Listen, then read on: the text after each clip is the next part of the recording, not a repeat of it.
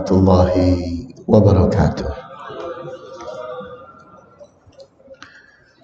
Innal hamdalillah nahmaduhu wa nasta'inuhu wa nastaghfiruhu wa na'udzu billahi min shururi anfusina wa min sayyiati a'malina.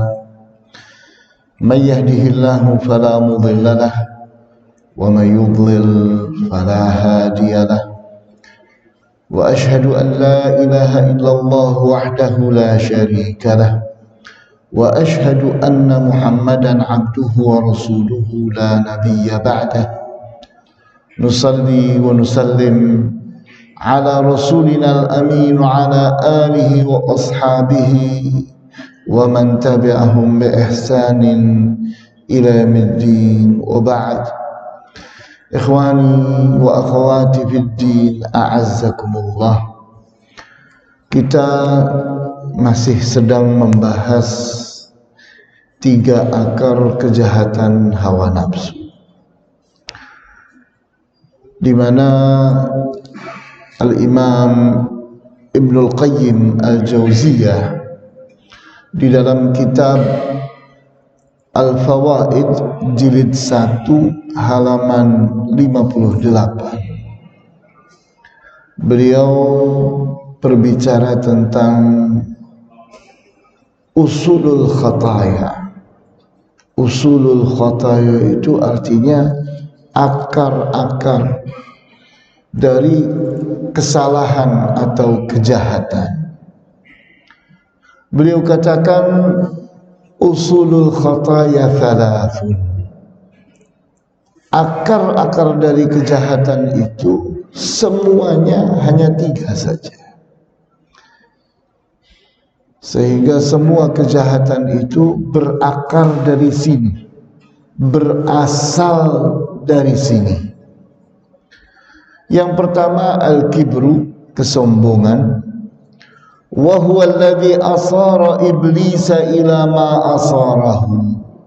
Kesombongan inilah yang menjadikan iblis jadi jahat seperti itu.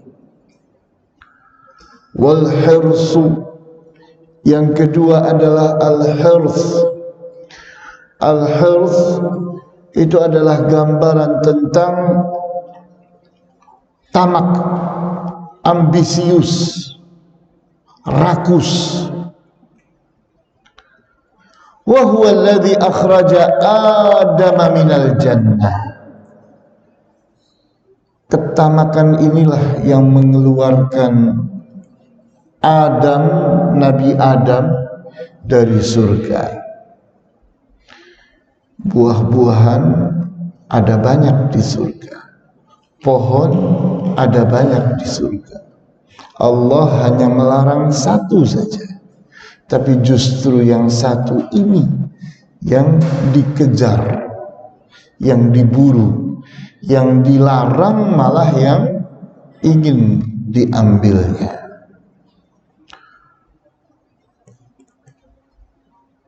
Wal hasadu, yang ketiga al-hasad, iri dan dengki. Wa huwa alladhi jarra'a ahad ibnai Adam ala akhihi. Iri dan dengki inilah yang menyebabkan nekatnya anak Adam membunuh saudaranya sendiri. Qabil membunuh Habil. Fama wuqiya syarra hadhihi thalath faqad wuqiya syarra. Barang siapa yang terlindungi dari 3 akar kejahatan ini, maka dia terlindungi dari semua kejahatan. Artinya, kalau seseorang tidak sombong, tidak tamak, dan tidak iri dengki, maka dia selamat dari kejahatan. Dia tidak akan berbuat jahat, karena perbuatan jahat itu berasal dari situ. Fal kufru minal kibri, adanya kekafiran itu Sebabnya karena adanya kesombongan. Kalau tidak ada kesombongan, tidak ada kekafiran. Wal ma'asi minal hirs. Adanya perbuatan-perbuatan maksiat itu penyebabnya adalah ketamakan. Seseorang kalau merasa cukup dengan yang halal, merasa cukup dengan apa yang diperintahkan oleh Allah, maka cukup. Tapi tidak, dicarinya yang dilarang oleh Allah.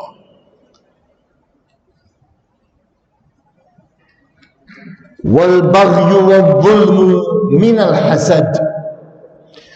Adanya kejahatan dan kezaliman penyebabnya adalah iri dan dengki.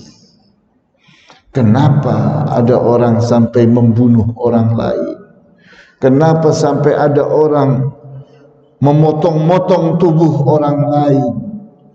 Kenapa sampai ada dendam dan seterusnya? Semua itu berasal dari iri dan dengki.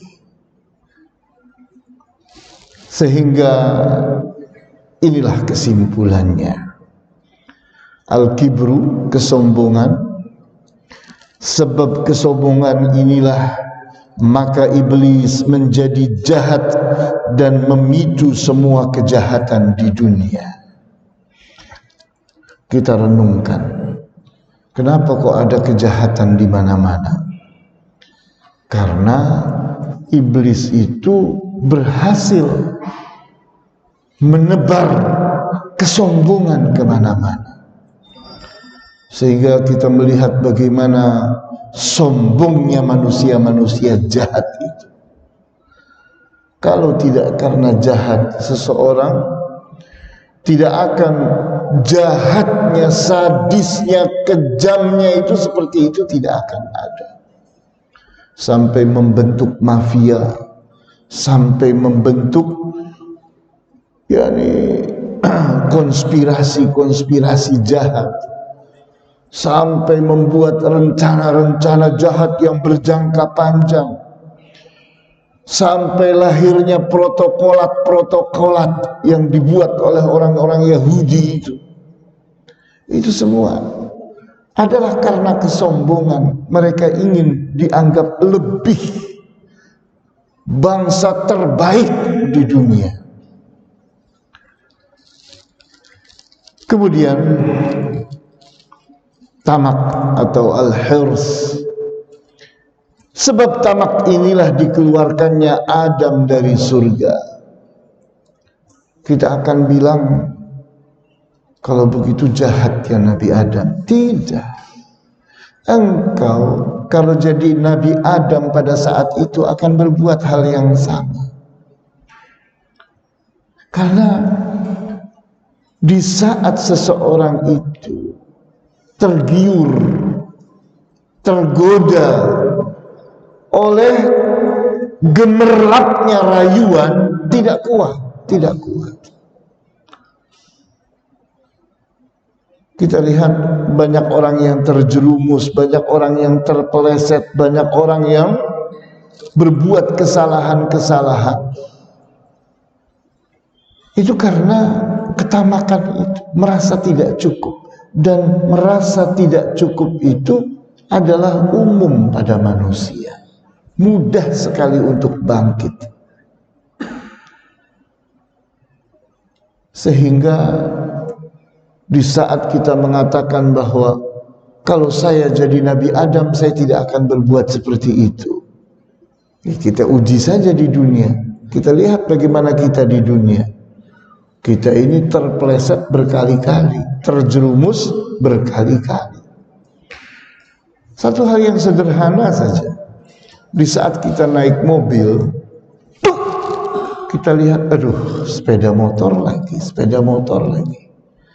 Kita benci sekali saat naik mobil itu kepada orang yang naik sepeda motor. Tapi di saat kita naik sepeda motor, kita berbuat yang sama. Kenapa? Ya itulah manusia. Manusia itu mudah terpancing. Karena apa? Karena ada ambisi ingin mengambil waktu, ingin mendapatkan ini dan itu, merasa tidak cukup. Kita lihat bagaimana dagangan itu laku kalau terus meningkat.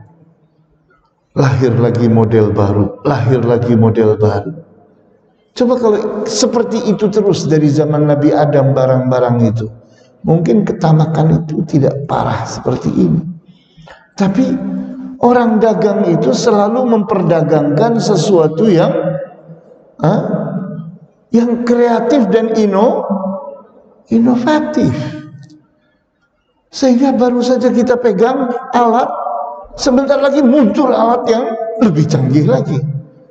Kita ingin buang yang ini, ya kan? Kita ingin punya yang itu.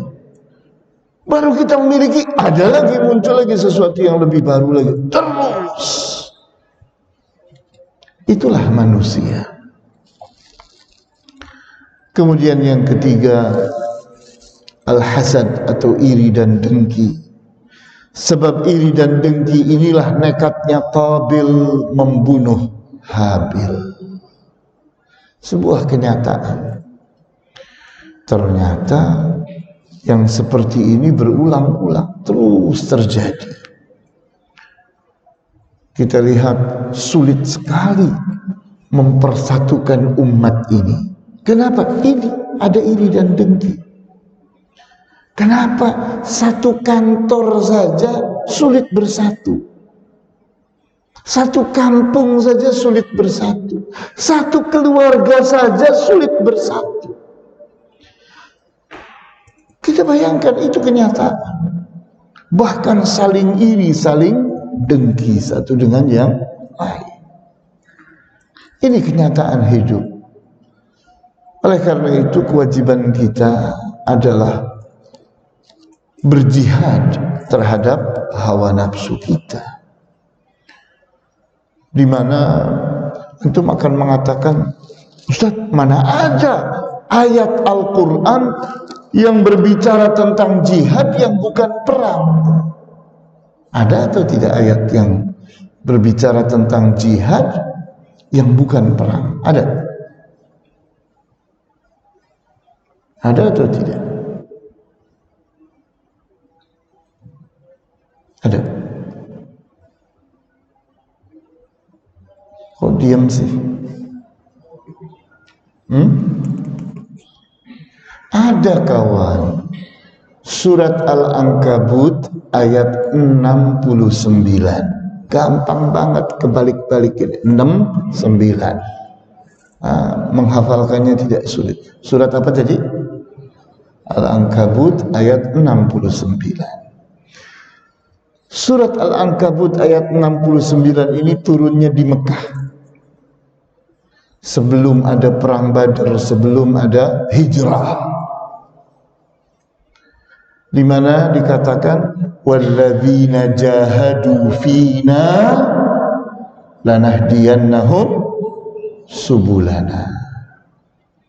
Walladzina jahadu fina, dan orang-orang yang berjihad melawan hawa nafsunya sendiri untuk mendapatkan hidayah dari kami, untuk mendapatkan petunjuk kami, lanahdiyannahum subulana, maka pasti kami akan beri petunjuk kemana jalan-jalan kami. Jihad. Antum tidak akan bisa berjihad di medan perang kalau hawa nafsu antum belum ditundukkan. Tundukkan dulu hawa nafsu sendiri sehingga bisa ikhlas, sehingga bisa bersih dari sombong, sehingga bisa bersih dari tamak, sehingga bisa bersih dari iri dan dengki. Antum bayangkan orang seperti Ali bin Abi Thalib sudah berhasil melumpuhkan lawannya dan terjatuh lawannya, maka pada saat itu lawannya pun meludah ke muka Ali.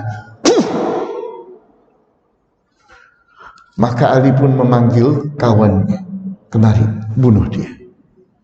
Kenapa engkau tidak yang melakukannya? Tidak, dia telah meludahi aku. Aku takut aku membunuh dia karena aku membela diriku. Tidak, aku tidak mau membunuh orang karena diriku, tapi karena Allah. Silakan. Bisa kita seperti itu, di mana kita tidak sedang mengikuti hawa nafsu. Kita benar-benar sedang takwa kepada Allah, sedang taat kepada Allah, bukan sedang jor-joran mengikuti hawa nafsu. Hawa nafsu yang harus jadi budak kita, jangan kita jadi budaknya hawa nafsu. Hawa nafsu yang harus tunduk patuh kepada kita, bukan kita yang tunduk patuh kepada hawa nafsu. Hawa nafsu yang harus menjadi alat kita, jangan kita jadi alatnya hawa nafsu. Hawa nafsu yang harus jadi kendaraan kita, jangan kita jadi kendaraannya hawa nafsu. Di sini kewajiban kita untuk menundukkan hawa nafsu. Kita ini harus jadi raja, dan hawa nafsu itu harus jadi rakyat kita. Dia harus tunduk patuh kepada kita. Itulah pemenang. Karena kalau antum berpikir yang bikin saya sulit khusyuk itu apa sih? Hawa nafsu, kawan. Yang bikin saya malas beribadah apa sih? Hawa nafsu, kawan. Yang membuat kita ini terlambat, yang membuat kita ini berat, apa sih? Hawa nafsu, kawan. Selesaikan masalah itu.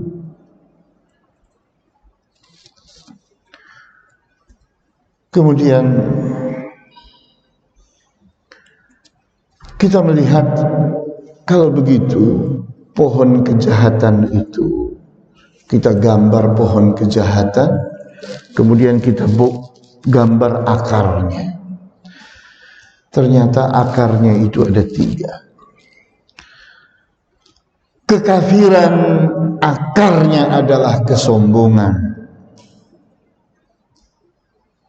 Maksiat akarnya adalah ketamakan. Kezaliman akarnya adalah iri dan dengki.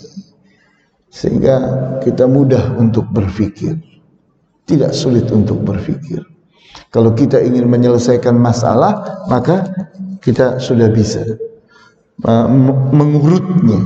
Ini urutannya ke sini, ini urutannya ke sini, ini urutannya ke sini. Kemudian kita ingin selamat, kita ingin berhasil lepas dari akar-akar kejahatan itu. Bagaimana caranya? Allah beri pelajaran pada surat At-Taghabun ayat 16. Fattaqullaha mastata'tum. Mulailah dengan apa? Starting pointnya dari mana? Tangga pertamanya dari mana kita mulai? Bertakwalah kalian kepada Allah semampu kalian. Di saat iman kita belum kuat, di saat ketakwaan kita belum kuat, maka lakukanlah semampunya. Jangan seseorang berinfak 1 juta rupiah, habis itu nggak bisa tidur, pikiran terus, stres. Kamu mampunya berapa? Saya sih kalau ngasihnya sekedar 2.000 rupiah nggak kepikiran. Mulailah dari 2.000, kawan. Jangan tahu-tahu 1 miliar habis itu ngeblak. Sok-sokan mulainya dari angka besar. Salah. Mulai dari semampunya. Saya kalau sholat bacanya surat-surat yang panjang nggak bisa khusyuk. Lah, kamu bisanya berapa? Kalau sekedar qul ya ayyuhal kafirun sama qul huwallahu ahad bisa ikhlas, mulai dari situ. Fattaqullaha mastata'tum. Bertakwalah kalian kepada Allah sekuat kemampuan kalian. Tapi ingat, itu tangga pertama. Kamu harus naik, terus naik. Wasma'u, dan terus belajar. Jangan diam sampai tua masih terus bacaannya qul ya ayyuhal kafirun sama qul huwallahu ahad setiap sholat. Waduh, mu'allaf terus ini orang. Ada di tangga pertama terus tidak pernah naik-naik. Nah itu salah. Itu namanya TK terus, itu kelasnya. Meningkatlah, meningkatlah. Sehingga Allah katakan wasma'u, dan dengarkanlah. Artinya belajar, terus menerima ilmu. Karena dengan semakin berilmu semakin besar kemungkinan kita untuk meningkat.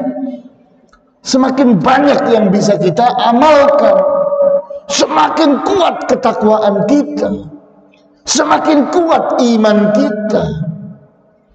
Wa ati'u, dan taati ilmu itu. Sehingga ilmu itu tidak ditelantarkan. Dapat ilmu taati, dapat ilmu taati, dapat ilmu taati. Wa anfiqu khairan li anfusikum, dan berinfaklah dengan kebaikan untuk diri kalian sendiri. Karena berinfak itu adalah menabung. Berinfak itu adalah menabung. Bagaimana sih caranya saya ingin menabung di akhirat supaya saya nanti kaya raya? Maka caranya berinfaklah. Karena berinfak itu sama dengan setoran. Setoran kemana? Ke bank. Banknya bank apa? Bank Allah. Allah akan lipatkan 10 kali, 700 kali riba yang dahsyat. Bukan cuma 2,5%, tapi 10 kali lipat, 700 kali lipat. Kita cepat kaya kalau nabungnya kepada Allah. Wa may yuqa syuhha nafsihi fa ulaika humul muflihun. Dan barang siapa yang terlindungi dari kejahatan hawa nafsunya, maka mereka itulah orang-orang yang jaya, orang-orang yang akan menjadi pemenang, orang-orang yang sukses di dunia dan di akhirat. Jadi kalau kita ingin jadi pemenang, menangkanlah dirimu terhadap hawa nafsu. Itu pekerjaan nomor 1. Kalau itu belum berhasil, kamu akan gagal dalam semuanya. Karena penghalang nomor 1 terhadap dirimu adalah hawa nafsumu sendiri. Kemudian membaca hadis yang diriwayatkan oleh Al-Bukhari. Hadis ini diriwayatkan oleh Abdullah ibnu Amr ibnu al-As. Abdullah ibnu Amr ibnu al-As. Nanti antum akan dapati cerita yang serupa tapi dari Abdullah ibnu Umar. Nah itu hadisnya dhaif. Antum akan terjebak. Kata Ustaz Yusuf sahih. Iya, yang sahih itu yang riwayatnya Abdullah ibnu Amr. Tapi yang riwayatnya Abdullah ibnu Umar ternyata periwayatannya, sanadnya tidak kuat.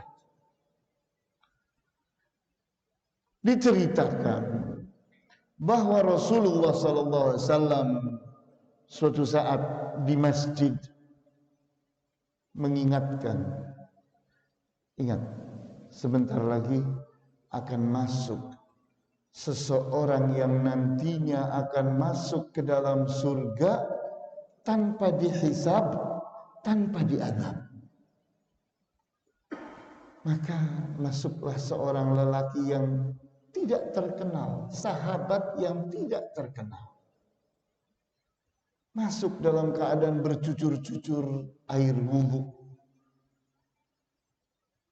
Ternyata bukan cuma satu kali. Di saat yang lain lagi Rasulullah bilang, sebentar lagi akan masuk seseorang yang akan masuk ke dalam surga tanpa dihisab, tanpa diazab.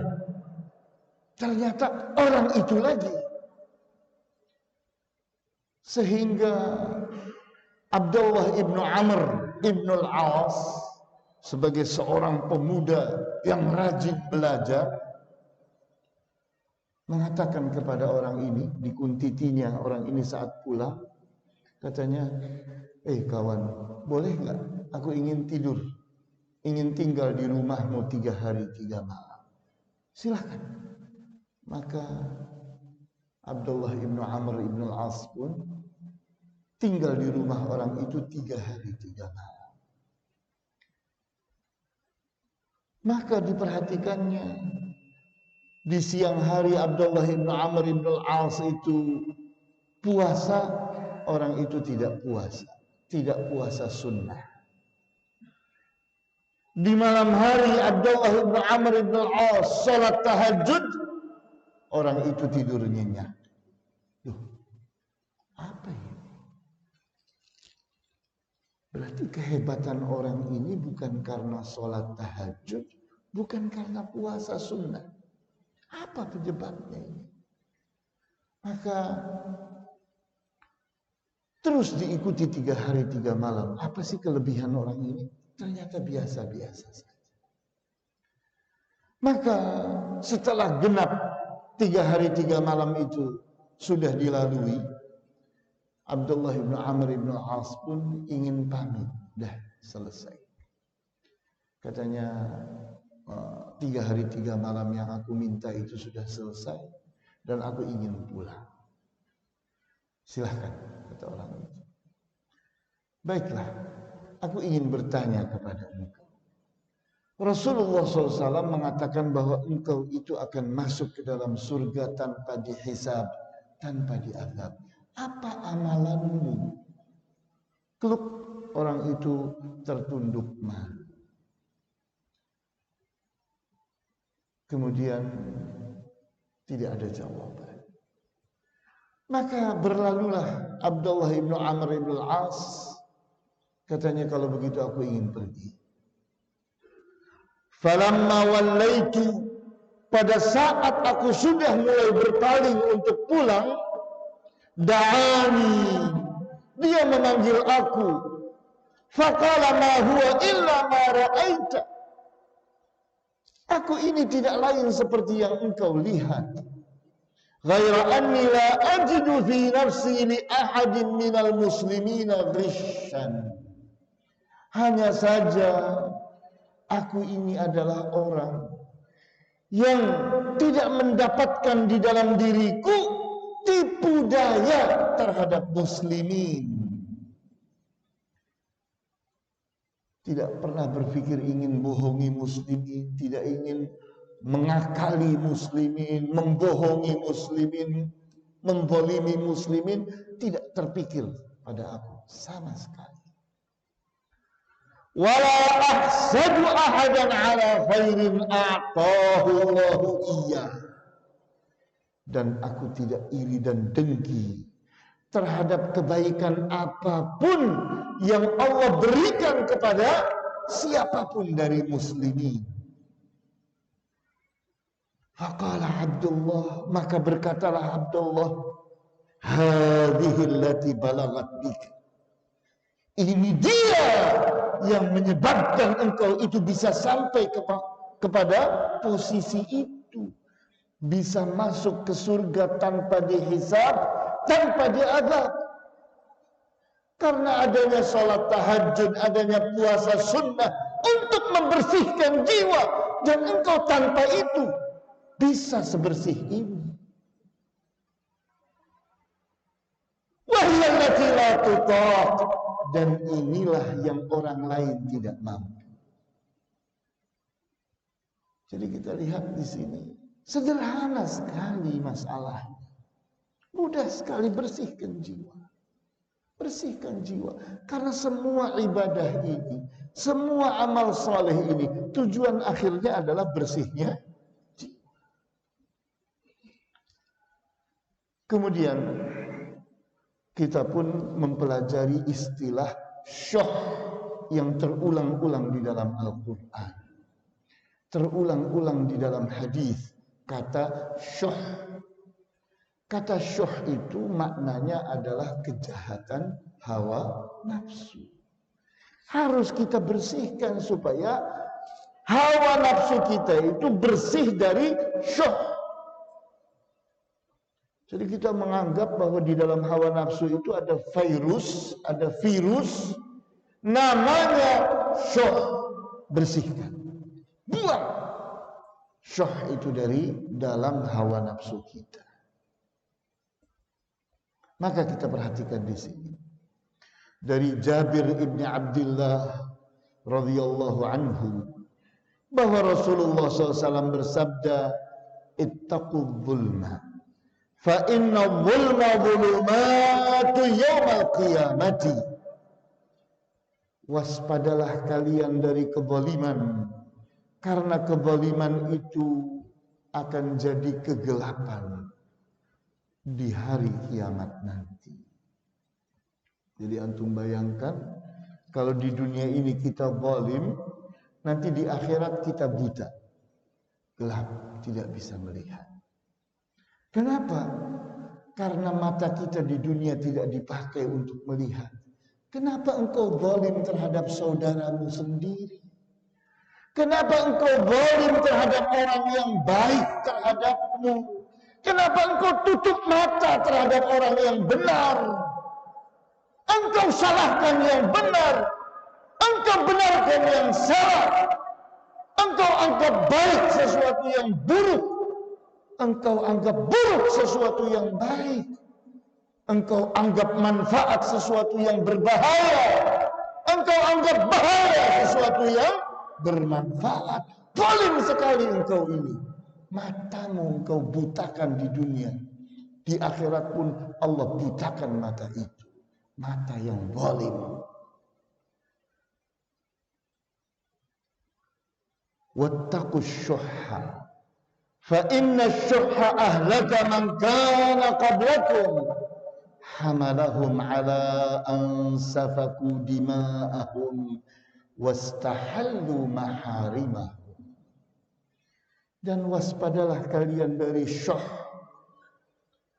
karena syuh inilah yang telah membuat orang-orang sebelum kita itu bagaimana mereka saling membunuh, saling menumpahkan darah, menghalalkan apa-apa yang haram.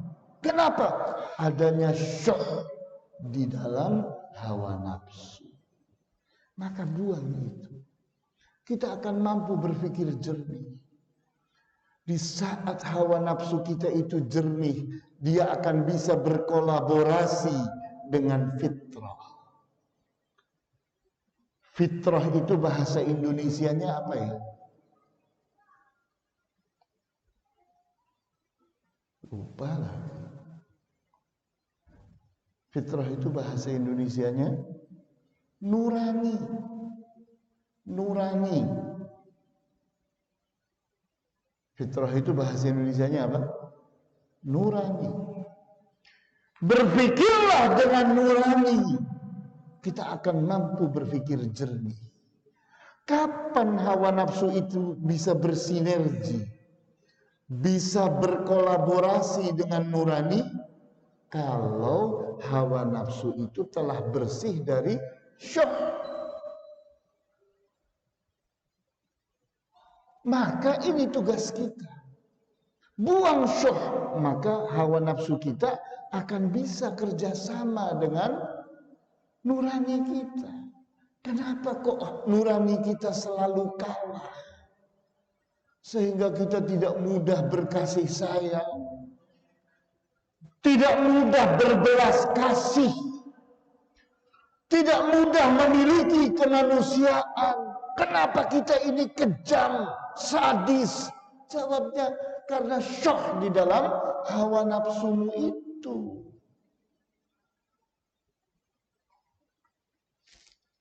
Kemudian kita perhatikan bagaimana para ulama as-salafus salih berbicara tentang syuh. Berkatalah Ibnu Umar radhiyallahu anhuma, "Laisa syuhhu ayyamna'a ar-rajula malahu." Syuh itu bukanlah seseorang terhalangi untuk memanfaatkan uangnya sendiri, bukan itu. Innama syuhhu antatmaha ainur rajuli ila ma laysa lahu. Sesungguhnya syuh itu di saat seseorang melirik-lirik kepada hartanya orang lain yang bukan haknya, ingin dia rebut, ingin dia ambil, itu syuh. Kemudian seorang tabi'i yang bernama Sa'id bin Jubair berkata, "Asy-syuhhu huwa akhdhul harami wa man'uz zakat." Syuh itu adalah seseorang melakukan perbuatan yang haram dan tidak mau membayarkan zakat. Yang diperintahkan tidak dilaksanakan, yang dilarang malah dilanggar. Itu syuh.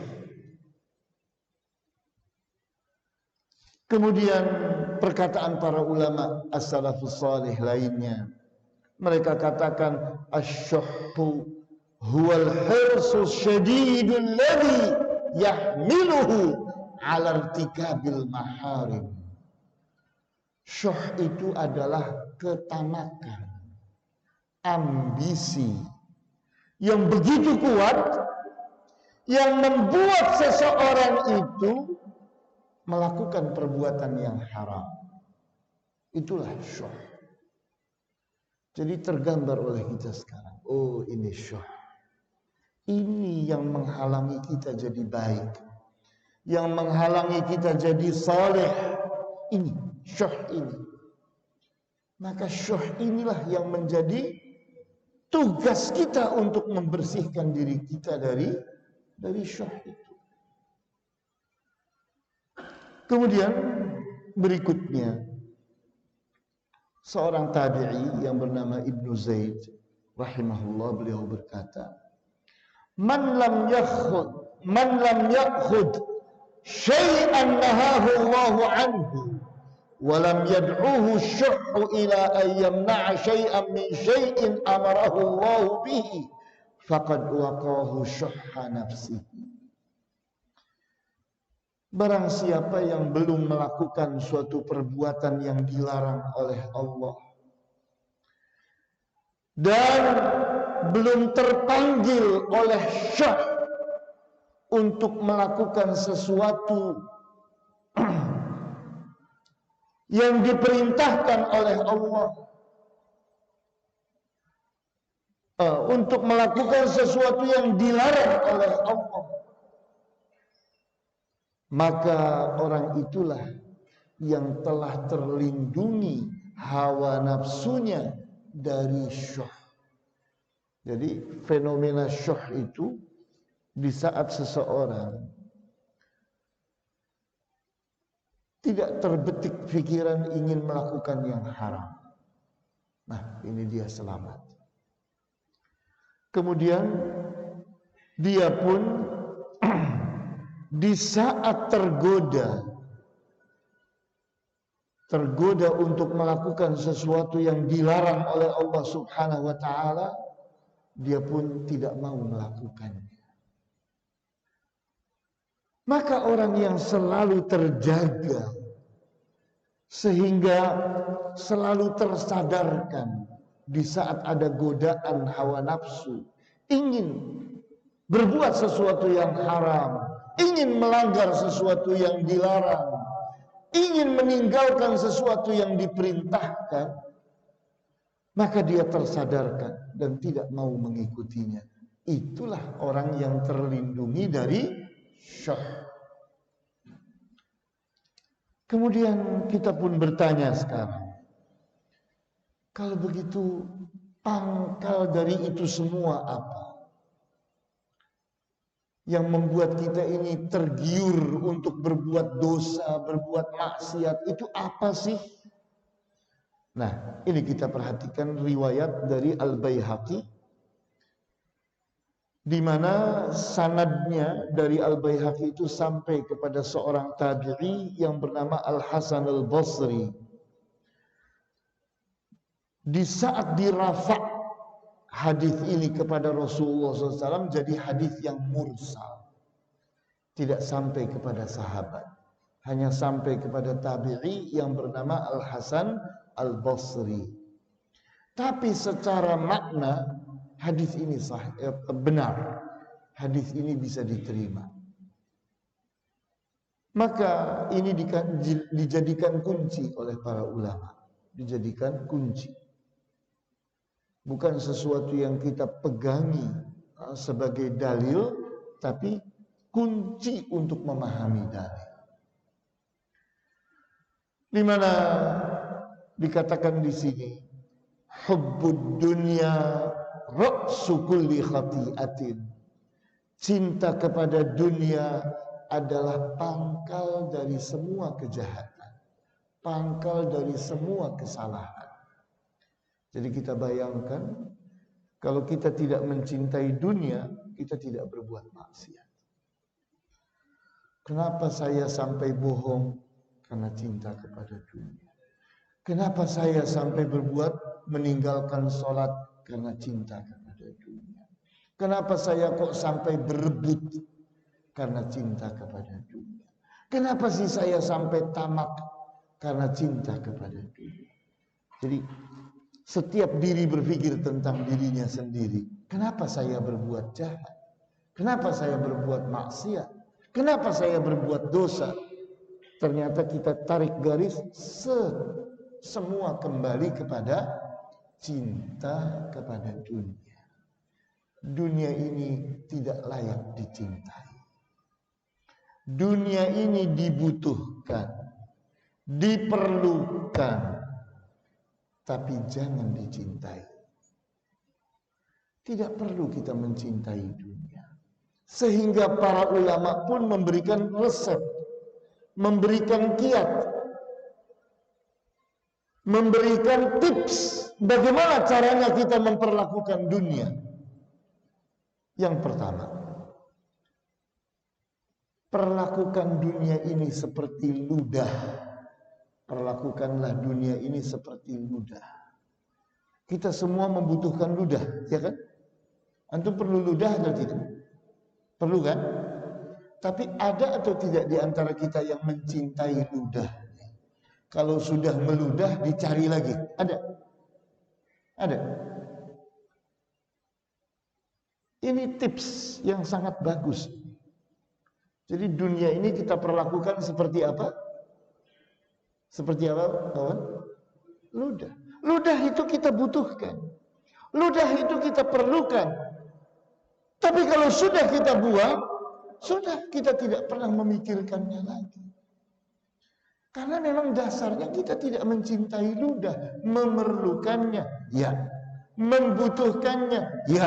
Mencintainya, tidak. Contoh yang kedua, api. Api itu kalau sedikit bermanfaat. Api kompor, api lampu, api-api kalau sedikit itu bermanfaat.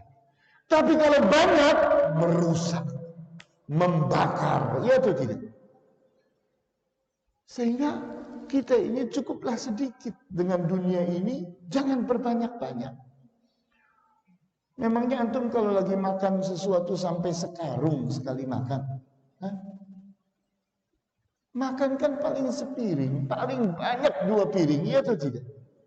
Yang merusak dirinya sendiri di saat seseorang berbanyak-banyak. Nah, itu dia yang merusak itu. Seperlunya, sebutuhnya. Orang itu akan celaka di saat dia tidak bisa membedakan antara keinginan dengan kebutuhan. Keinginan itu tidak ada batasnya. Ya atau tidak? Kebutuhan itu ada batasnya. Antum kalau lagi puasa di siang hari mengkhayalkan, saya ingin minum ini, minum ini, minum ini, minum ini. Ya atau tidak? Saya ingin makan ini, makan ini, makan ini, makan ini. Begitu maghrib di depan meja baru makan sedikit, ya atau tidak?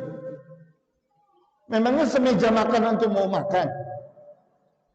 Sebutuhnya, ya atau tidak?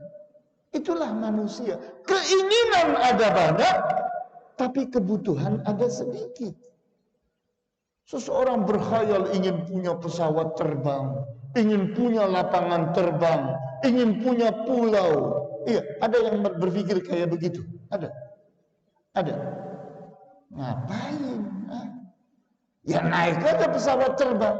Repot-repot ngerawat pesawat terbang. Repot-repot merawat lapangan terbang. Iya atau tidak? Repot-repot merawat pulau. Dudu-dudu ngapain? Biar orang lain aja yang ngurusin. Saya tinggal bayar, tinggal memanfaatkan. Selesai. Jadi keinginan dan kebutuhan itu harus terbedakan dengan baik.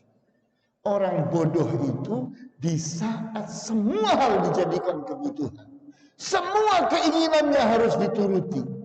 Nah, itu dia awal dari kesalahan. Tips yang ketiga, tadi yang pertama apa ya? Ludah. Yang kedua, api. Yang ketiga, toilet. Toilet. WC. Ya. Seseorang itu butuh kepada toilet. Ya. Perlu kepada toilet. Ya. Tapi mau nggak antum tinggal 3 hari 3 malam di dalam toilet? Mau? Mau? Mau? Gak mau. Kenapa? Karena toilet itu kita butuhkan, kita perlukan, tapi tidak kita cintai. Nah, itulah resep memperlakukan dunia. Dunia ini kita butuhkan, kita perlukan, tapi kita tidak cintai. Karena mencintai dunia inilah awal dari kesesatan, awal dari kesalahan. Ini pembahasan kita terakhir. 7 macam cinta dunia. Yang pertama cinta wanita. Ustadz ini nggak adil. Kenapa nggak ada tulisan di sini cinta lelaki? Kita nggak dapat ceritanya. Ada perempuan tergila-gila sama lelaki sampai berbuat jahat yang luar biasa. Nggak kita dengar ceritanya. Yang umum setiap hari ada orang mencuri, ada orang korupsi karena perempuan. Itu umum, iya atau tidak? Itu umum banget. Kemudian yang kedua, cinta materi dunia. Jadi kalau yang pertama itu hubbun nisa, cinta kepada perempuan, yang membuat orang berbuat maksiat, berbuat jahat, berbuat macam-macam pelanggaran. Yang kedua adalah hubbu mata'id dunia, cinta kepada materi dunia. Kita lihat, antum punya cerita tentang Kusni Kasdut, ya, di tahun 70-an, 60-70, ada maling yang nyaris tidak pernah gagal. Namanya Kusni Kasdut. Itu apa pekerjaannya? Mencuri barang-barang antik. Yang dicurinya museum, keraton, tempat-tempat yang dijaga. Dia selalu berhasil. Yang memesannya orang-orang kaya, ambilkan ini, maka dia akan bayar sekian ratus juta. Antum bayangkan, orang itu dari ambisinya ingin memiliki barang antik, ingin memiliki koleksi-koleksi barang-barang tertentu, dia bayar mahal, dia berbuat jahat untuk mendapatkan itu, ya atau tidak? Kemudian yang ketiga, hubbur riasah, cinta kepada kekuasaan. Tipu sana, bagi-bagi amplop, menyuap, janji-janji bohong, janji-janji palsu, kampanye untuk memuja dan memuji diri. Ya atau tidak? Semua itu dihalalkan karena cinta kepada kekuasaan. Kemudian yang keempat, hubbur rahah, cinta kepada kemalasan. Sekedar ingin dengan jempol saja tapi kaya raya, ya kan? Ingin bermalas-malas ria tapi dapat untung sebesar-besarnya. Itu tipikal orang-orang malas, tidak mau kerja keras. Kalau orang dulu bilang, berakit-rakit ke hulu, berenang-renang ke tepian, bersakit-sakit dahulu, bersenang-senang kemudian. Itu kuno, kata mereka. Mereka itu ingin bersenang sekarang dan bersenang kemudian, ya kan? Itu yang ada. Kemudian berikutnya lagi hubbul kalam, demen ngomong, cinta bicara. Kita lihat bodoh tapi omongannya banyak banget. Ngomong ke sana, ngomong ke sini, wah, yang diomongkannya sangat banyak, tapi ternyata ilmunya sedikit. Akibatnya apa? Isinya jadi-jadian semua. Palsu-palsu semua, bohong-bohong semua, mengada-ada. Kenapa? Karena dia tidak layak untuk banyak bicara. Kemudian hubbul ulu, cinta kemuliaan. Seseorang ingin mulia, maka di saat seseorang itu gila kehormatan, gila pangkat, gila jabatan, maka dia pun menghalalkan segala cara.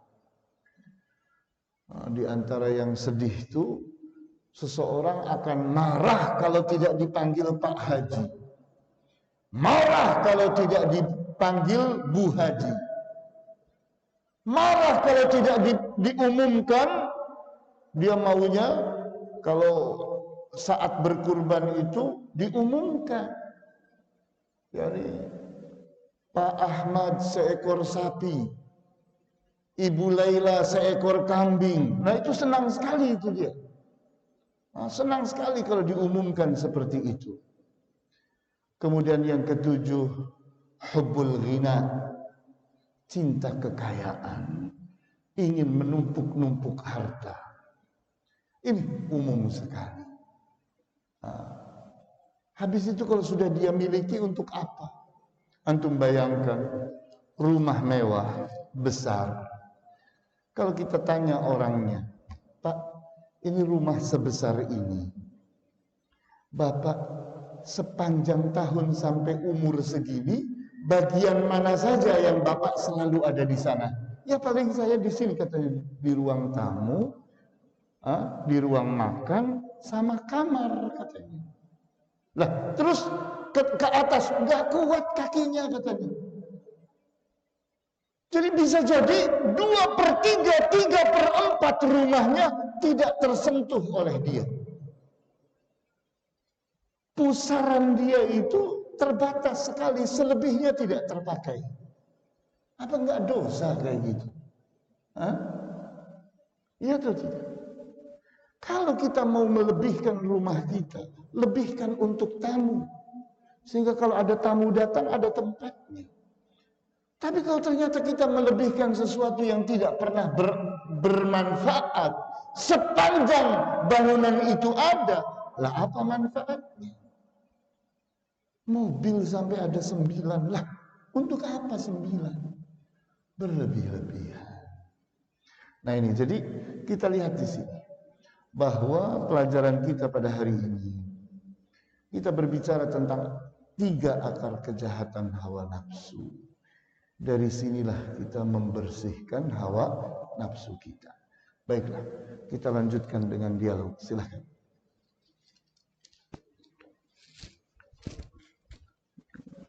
Assalamualaikum warahmatullahi. Ya.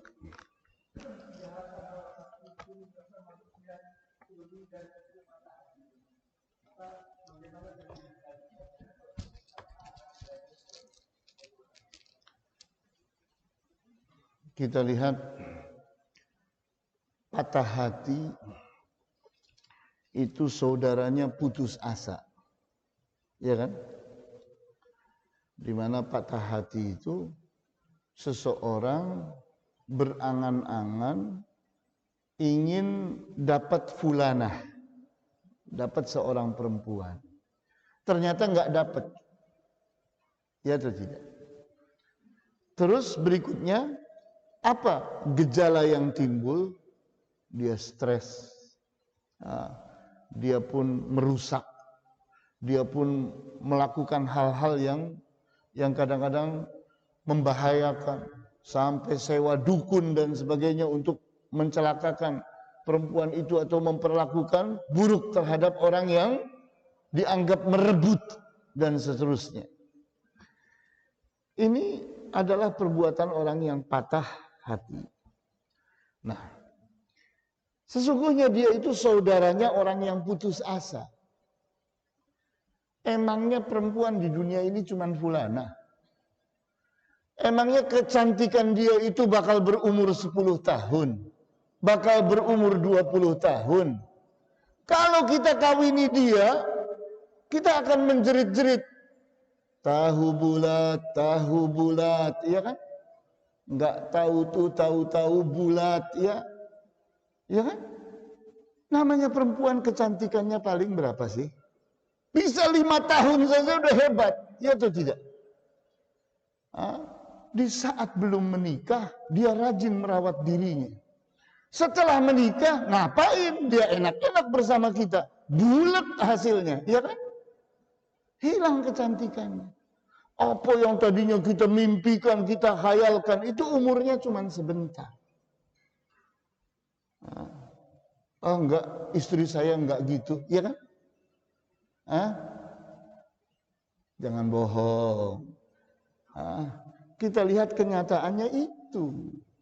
Jangan sampai seseorang itu jadi putus asa karena patah hati. Maka putus asa itu gambaran tentang seseorang sudah tidak punya harapan lagi. Sudah tidak punya harapan lagi. Kenapa tidak punya harapan? Bukankah dunia ini luas? Bukankah manusia di dunia ini banyak? Bukankah rizki Allah itu berlimpah di dunia ini? Bukankah jalan-jalan kenikmatan itu tidak terhitung jumlahnya? Iya atau tidak? Lah kenapa kok ada orang putus asa? Itu karena seseorang memaksakan diri harus ini. Hawa nafsunya itu memaksakan dia, mengharuskan harus ini. Maka dia jadi jahat. Ya kan? Nah itu. Kalau kita bertanya dari 7 ini, kok 4? Ya. Dari 7 ini masuk yang mana? Patah hati itu berawal dari cinta kepada wanita. Cinta yang berlebih-lebihan. Jangan cinta yang berlebih-lebihan. Kurang lebih yang namanya wanita ya itu-itu aja. Di saat kita berlebih-lebihan membayangkan seorang wanita, nanti akan kecewa. Jangan berlebih-lebihan kawan. Kalau kita mau berlebih-lebihan, nanti di surga. Khayalkan bidadari yang kecantikannya itu 70 kali dari manusia tercantik di dunia ini. Silahkan ambisi. Tapi kalau di dunia kurang lebih saja. Emangnya perempuan yang kita khayalkan pada saat kita masih muda, sekarang sudah jadi nenek-nenek, masih cantik juga? Ya udah nenek-nenek lah. Ya kan? Begitu. Wallahu a'lam. Silakan, ada lagi yang lain. Ya.